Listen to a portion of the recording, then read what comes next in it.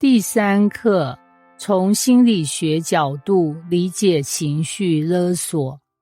你不帮我，就是不爱我。我为你做了这么多，你居然这样对我。如果你真的孝顺，你怎么忍心让我伤心？这些话听起来耳熟吗？当我们遇到这些话时，心里是不是会升起一股罪恶感，甚至开始自我怀疑，是不是我真的做错了？情绪勒索之所以有效，并不是因为勒索者的话有道理，而是因为我们的内在心理机制让我们无法轻易拒绝。我们会内疚，会怀疑自己，会害怕失去关系，这些都是心理学上可解释的现象。今天这堂课，我们要深入心理学的角度，拆解为什么情绪勒索会让人无法抗拒，以及我们该如何看穿这些心理陷阱。1、内疚感与责任感的差异。有一种勒索方式特别擅长让人产生内疚感，让我们觉得如果不顺从对方，就是自己不好，自己自私。春美是一名26岁的职场女性，最近她存了一笔钱，准备独立搬出去住。她鼓起勇气告诉妈妈：妈，我想搬出去住，学习独立。没想到妈妈听完后眼眶一红，语气哀伤：我辛苦养你这么大，没想到现在你长大了，就要丢下我不管了。春美瞬间愧疚无比，心想：是不是我太自私了？难道我这样真的很不孝吗？妈妈的这句话让春美陷入了内疚感的陷阱。但我们来看看内疚感与责任感的区别。责任感是对自己该承担的事情负责，比如孝顺父母、尊重长辈。内疚感则是一种被操控的情绪，比如果你搬出去住，就是不孝。真正的孝顺应该是发自内心的关爱与尊重，而不是被罪恶感驱动的行为。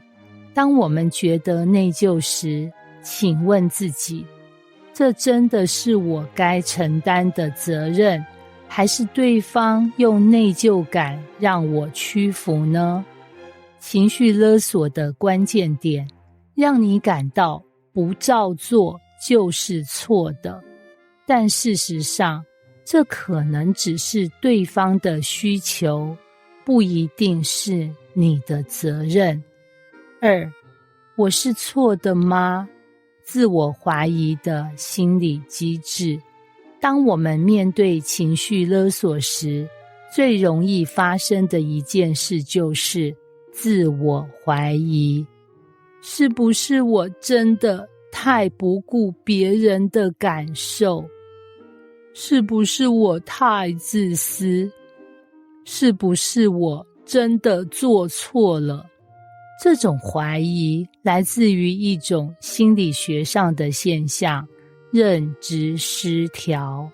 世杰是一位上班族，他的主管每次下班前总会说：世杰，你可以多加班吗？团队都很需要你。世杰心里其实不愿意，因为他知道这不在他的职责范围内。但当他看到主管的失望表情时，他开始自我怀疑。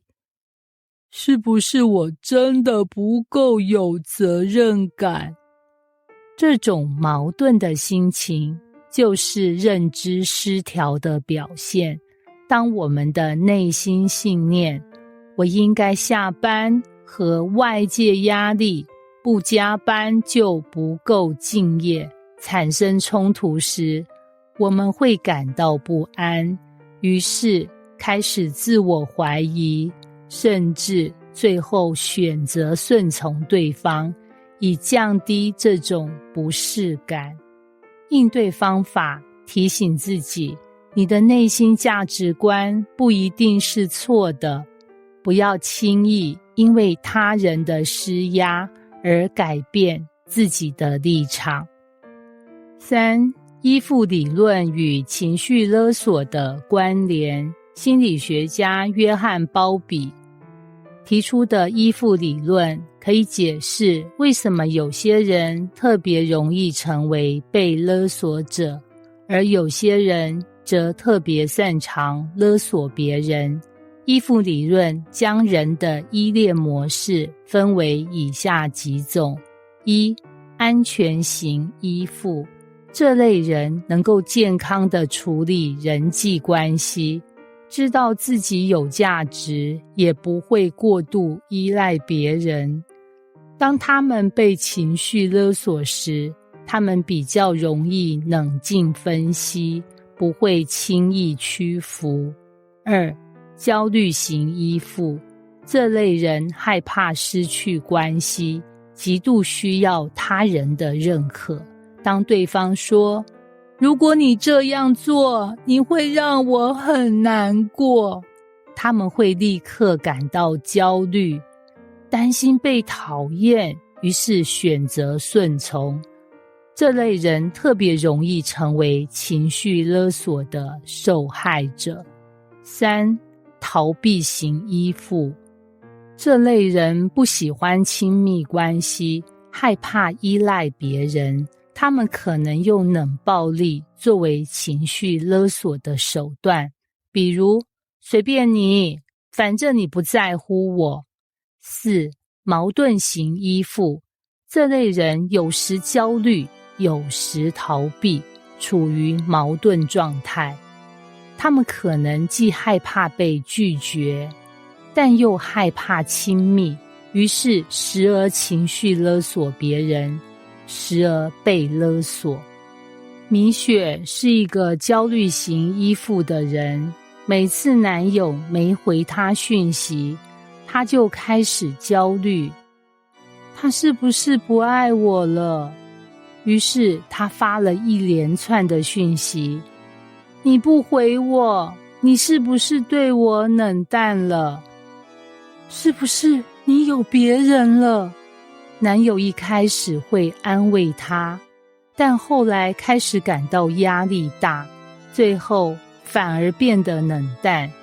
米雪的焦虑让她无意间变成了情绪勒索者。